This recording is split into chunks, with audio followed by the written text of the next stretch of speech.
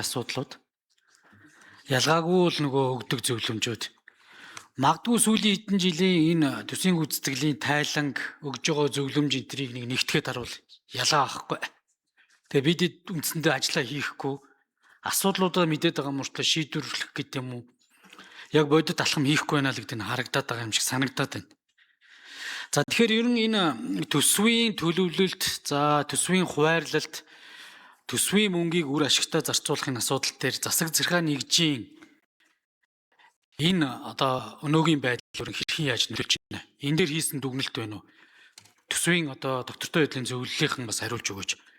Яг энэ засаг захиргааны нэгжийн өөрчлөлтийн асуудал дээр засгийн газар ямар байр суурьтай байгаа юм бэ? Энэ олон сумдууд ч ингээд байгаад ах нь зөв юм уу? Эсвэл ерөн бид ч одоо ямар сaalч нийлэх гээд байгаа шүү дээ.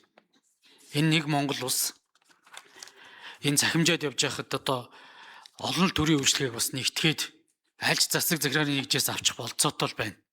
Энэ дээр юу нэг хариулт хэлээч. За хоёрдугаарт ерөн зүгээр маш энгийнээр бол одоо гадаад худалдаа бол 27 тэрбум төрсөн юм байна.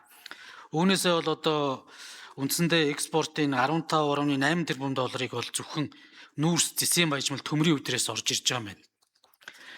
Тэгээ энэ орж ирж байгаа валют бол маш цөөхөн салбараас байна. За хөдөө аж ахуй жоохон дэмтэй байж байна. Буцаагаад яг юунд зараад байна? За нефт бүтээгдэхүүнд байгаа, хүнсний бүтээгдэхүүнд байгаа, барилгын материал байгаа, аялал жуулчлалд зориулж байгаа, архи тамхи машинда зарцуулж байгаа. За дээрэс нь тээврийг бас зарцуулаад байгаа шүү. Нүүрс тээвэрт одоо алддаг болсон. Яагаад тэгэхээр нүүрс тээврийн компаниудыг бүгдийг хятадууд авсан. Тэгэхээр энэ одоо гадагшаа урсцуудад яг төлбөрийн тэнцэлтээр ямар чиглэлийн юмнууд нь яг топ нэг 10 үзүүлэлт байна. Энийг яг нэг жигсаагаад эдийн засгийн хөгжлийн яам хэлээ гэдэг. Ард иргэд маань мэддэг. Бид энэ уул уурхаагаас олж ирсэн баялаг ийм зүйл зарцуулаад байгаа маа гэд. Тэгээ энээс юу хэлэх гээд их хөрөнгө оруулалтууд ерөөсөө байхгүй. Ажлын байр бүтээн байгуулалтад ерөөсөө бидэд хөрөнгө оруулалт хийж чадгаач байлаа. Тэгээ хийж байгаа бүх юмуудыг одоо зогсоож харлуулдаг л ийм байдал руу орж штэ. Тэгэхээр энийг нэг тодорхой хариулт авъя. За дээрэс нь энэ эдийн засгийн суур капитал газрын асуудал байна.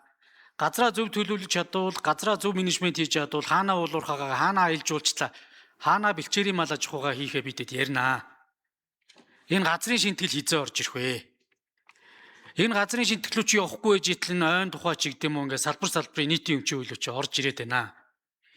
Энэ газрын асуудлаа шийдэхгүй бол хөрөнгө оруулалтыг татаж чадахгүй, уулуурхаагаа явуулж чадахгүй. Ийм зүйлүүд байх. Энэ дээр ямар ч хэлсэн нэг хариулт авъя. За сайн зэрэг гишүүний хариултанд төсвийн доктортой байдлын зөвлөл. Эдийн засгийн хөгжлийн яам.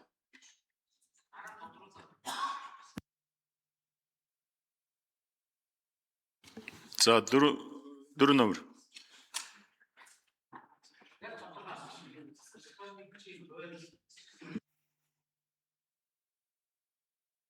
За гишүүний асуултанд хариулъя. Төсвийн доктортой байдлын зөвлөлийн гишүүн их бод.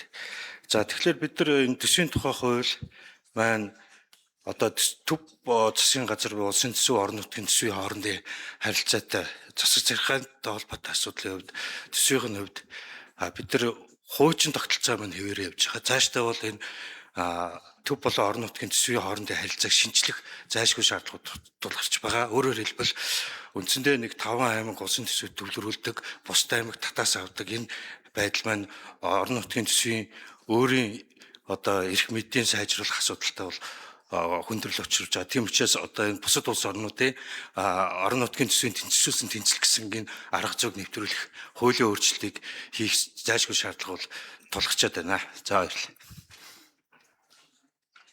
За эдийн засгийн яам хариулъя. Эдийн засгийн хөгжлийн яам.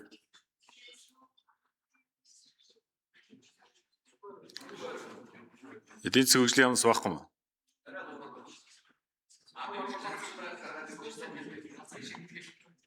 За газрын шинтгэлтэй холбоотой хэн хариулах вэ? За хэрэглэхийн дарга энэхүү эрх сайд.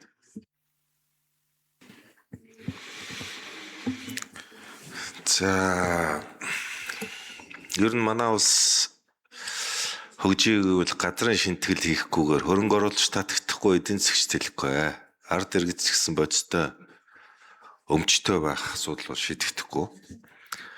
За өнгөрсөн парламентын үед бол засгийн газраас газрын багц хууль 5% улсын их хурлд өргөн бариад за тэгээд сонгуулийн хил амнаас жоохон айц зогсдог сайд нар эргүүлж татаад ингээ явцсан. За энэ газрын хуулийн багц хуулийн ажлын хэсэг бол одоо сайн зэрэг гишүүн битээр хууль зүйн дотоод хэргийн дэд сайд газрын дарга байж байхдаа ажлын хэсгийг анх ахалж 10 жилийн өмнө эхлүүлжсэн. Суур судалгаа. За өнгөрсөн парламентын үед болвол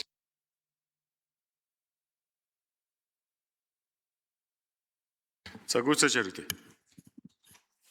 Товчхон мөгөө тулцаа хариулъя. за товч хариулъя. За одоо нийтийн өмчийн хууль бол парламент дээр явж байгаа. Номчин гишүү ахалж байгаа. Нийтийн өмчийн хууль дотор үндсэн хуулийн 6-гийн 2 заасан газрын хэвлэл, байгалийн баялаг, ус гэд ард түмний мэдэлд байдаг өмчүүдийг бүгдийн суур асуудлыг нийтийн өмчийн хууль дээр зохицуулж байгаа.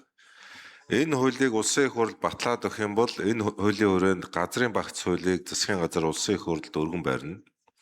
Ерөнхий сайдын захирамжаар өнгөрсөн 7 хоногт миний би өөрөө ахлаад газрын багц хуулийг боловсруулах засгийн газар дээр ажлын хэсгийг ахалсан. Өнөөдөр ажлын дэд хэсгийг ахалж байгаа. Бид бол нийтийн өмчийн хуулийн үзэл баримтлалтай цуг уялдуулж газрын багц хуулийг өргөн барина. Ингэхгүй бол сайн зэрэг гишүүний хилээд байгаа ойг нь суулж аваад газар дотор тусгай хамгаалалтаа газрын сугалж аваад газрын дотор ашигт малтмалын суулж аваад гэдэг юм. Эдийн засгийн хөгжлийн яам. Умбаа юм.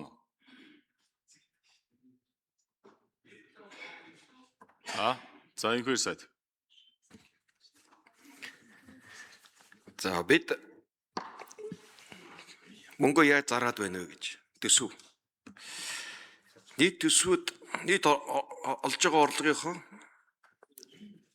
үндсэндээ ингээд 80% болж байгаа шиг байна. Нийгмийн даатгал, халамж, тэтгэвэр, тэтгэмж, хүүхдийн мөнгө, цалин, хөлс болон одоо нэмэгдэл урамшуулал буюу урсгал зардалт нийт олсон орлогынхоо 80 гаруй хувийг өгч байна. За эх онуудад 90% л өгөх нь. Үндсэндээ олсон орлогоо бид нар урсгал зардалтаа ингээд зарцуулаад байдаг юм төсөвтэй болчиход байгаа. Энийг юунаас бүрдүүлж байна гэвэл гол одоо урсгал нүүрс нэгдүгээрт. Хоёрдугаарт За гүйцээж хариулъя.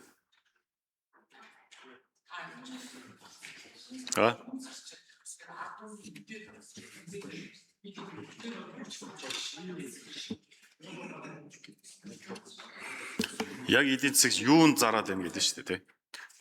айгүй олон юм гарна. Би тэгээд эсвэл бичгээр өгчээ дээ. Энэ 1 минутанд ягаад хамчихгүй шүү дээ. За жишээлбэл одоо импорт холбоотой юм бол хүнс, автобензин, дизель төлш, эрчим хүч, барилгын материал манай гол импортыг дүүргэж байна. За дараагийн ангилд нь суудлын автомашин, ачаана тээврийн хэрэгсэл, хоног төхөөрөмж гэсэн.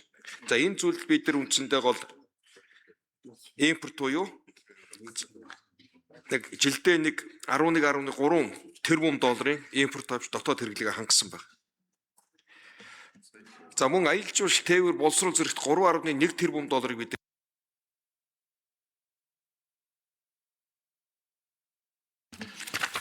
Энэ одоо ажлын хэсгийг түрүүн явцаг дараа дурдсан 2 бүтэн хууц хүмүүсийн нэрс дуудсан шүү дээ. Тэгээ энэ дотор яг бүтэн статистик мэдээлэл өгч гин хүмүүс нь мэрэгчлэлтэнгүүд нь яатсан. Сайд бас дуудахгүй бол энэ олон хүмүүс дотроос яг саяны мэдээллийг одоо бүрэн гүйцэд өгнө өгөх ёстой шүү дээ. Заашгүй шаардлагатай хүмүүсээ дагуулж орж ирэхгүй тэгэл дүүрэн баахан хүмүүсээ одоо ингээд дуудцаа. Одоо 2 тал, 3 тал, 4 тал ингээд битүүл байна шүү дээ. Сайн зэрэг шүү. За 3 минутанд асуух юм аа. Тэгээ энэ баг танхимдаа багтахгүй дарга нарыг бидэд дуудсан байна. Зарим нь одоо үндсэн үйл танхимдж байна. Би одоо баг ард иргэдээсээ жоох хичээд байна. Ингээд төсвийн гүйцэтгэлээр ерөөсөө л нөгөө хуучин асуудлуудаа л яриад идэг. Энд л болохгүй байгаа гэд. Шийдэж байгаа юм нэг ширхэж байхгүй. Тэгээ ер нь энэ төрийн албаны реформыг энэ намар хийвэл яа гэм бэ? Одоо би арчсан нам байт юм уу? Энэ ер нь манай бас намын хуучууд ч гэсэн туршлагатай хүмүүс маань зөвлөөд нэг зүйлээ хийя. Яг үндэ хэлгээд ингээд дарга сэтэртэй хүмүүс ихтэй. Нэр томьёоноос нэхлээд ядаж менежер болгох юм уу? Энийгээ дагаад асуудлуудыг шийдэх ёстой, зохицуулах ёстой, ажлын араас явах ёстой гэдэг ойлголтыг өгөх ёстой байт юм уу? Яа гэм бүгд энд мэдээлэлтэй үнийг ширх суухгүй шүү дээ. Бүгд унтчих шиг байна. Тэр одоо ер нь нэг юм зоригтой жоох юмнууд руу ормоор байна. Тэгээ энэ засаг захиргааны шинжилгээг хийх юм уу?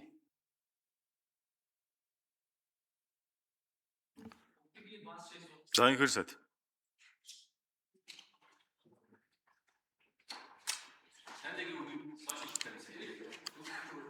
Хэрэглэн дарга их хоёр.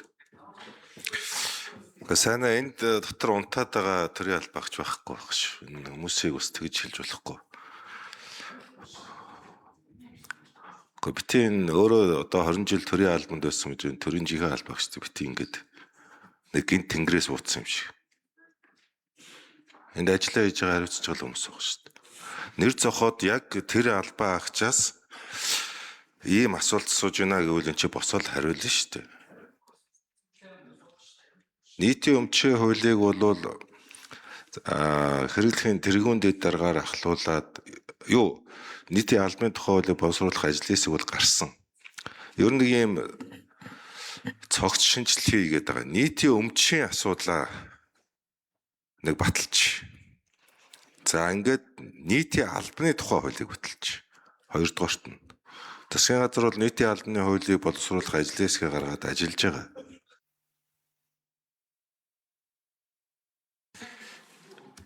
Инхээр сайдаа энэ хоёрын хоёр хоёулаа л байна. Төрийн албаг бид бас гадарлаа шүү дээ. Энд ирж байгаа мэрэгчлэнгүүд газрын дарга нар компьютерээр сууж идэг шүү дээ чинь. Тэгээ пад асуусан асуултанд пад дараа зүгээр бүх мэдээллүүдийг гаргаад ингээд өгчдөг шүү дээ чинь. Сая одоо хэн хариулах уу гэж зөндөө болон асуулаа шүү дээ. Нэгэн ч гэсэн би пад гэдээ босоод ирэхгүй л биш шүү дээ. Энийг л хэлээд ах шүү. Сайн зүрх шүү. Би энэ хоёр сайдаа төрийн албаны яг өмчээр зүтгэж байгаа хүмүүстэй хайртай, эднэрийн эрх ашиг хамгаалж байгаа нь. Би нэр заагаад эдийн засгийн хөгжлийн яамнаас асуулаа. Тэнд сууж ийн хүн. Босч ирээд Монгол улсад цугларсан валют юунд урсаад байгааг ард түмэнд хэлээд өгөөч ихээр хэлж өгч чадахгүй байгаа зү. Дүнгээр нь 1.8 их ая чи бензин туслах материалд гарч ийн. 7-800 сая доллар чи аялжуулж төгөөд байна. 600 сая доллар нь машинд гараад байна. Автомашин авч унж ийн. Дээрээс нь нүүрс тээвэр дээр дахиад 600 сая долларыг жил болго алддаг боллоо. Энийг хилээд өгөөч л гэсэн шүү дээ. Тэгээ бидэд олж байгаа орлого нь зис, нүүрс, төмрийн баяжманд өрчлөө уул уурхаагаа дэмжихгүй байна. Энэ дээр яаж сэтгэлгээ олон нийтэд хандлагыг өөрчлөх юм бэ? Зөв мэдээлэл өгөөч л гэж би хүсэж байна. За ерөн эдийн засгийн либералчлах энэ салбарууд буюу энэ тарифын зохицуулалтаа салбаруудаа жагсааж хагаад энэ дээр ийм цаг хугацаанд тарифыг тэгс сулруулна гэдэг эсвэл улсын хурал бодлогоо оруулж ирээд энэ явж болох уу? Ер нь ийм хөлбөр байж болох уу? Эдийн засгийн хөгжлийн сайд инквайри сайд. Эдийн засгийн хөгжлийн сайд. Энэ бүх тоонууд энд байж л байна л да. Дэндүү их материал тоо надад ногдож байгаа 1 минутанд багтахгүй байна шүү дээ. Богинохондоо бол нийт олж байгаа орлого чинь урсгал зардлаа санхүүжуулаад дуусчаад байна. Эдийн засгаа тэлэх хэрэгтэй байна. Шинэ оюутлогоо, шинэ таван толгой, шинэ төмөр зам, шинэ эрчим хүчийг барьж байгуулах хэрэгтэй байна. Гэтэл төсвийн маань бодит чадах маань хүрхээ болчлоо. Урсгал зардлын хит нэмэгдэл ийм төсвийн хөрөнгө оруулалт хийх чадварыг нэлээд муудагчлаа. Иймд эдийн засгийн либералчлах, бизнес эрхчлөлийг тэлэх, шууд хөрөнгө оруулалтыг татах, дэмжих, бизнесийн орчныг сайжруулах ийм хууль эрх зүйн орчин бодлогоодыг оруулж ирээд байна. Гадаад зээлийн ашиглалтыг сайжруулж байна. Хоёр том төсвийн гадна гаргаж иж бид нар гадаад зээлийн ашиглалтаа сая гишүүдийн шүмжээд байгаа тэр их усрын хүү төлөөд байгаа зээлүүдийн ашиглалтыг сайжруулъя гэж оруулж ирлээ. За, одоо ингээд зөвхөн ирдэг шүү. За манайх чи одоо зах зээлийн нэртэй ингээд нэг социалист шахам эдийн засагт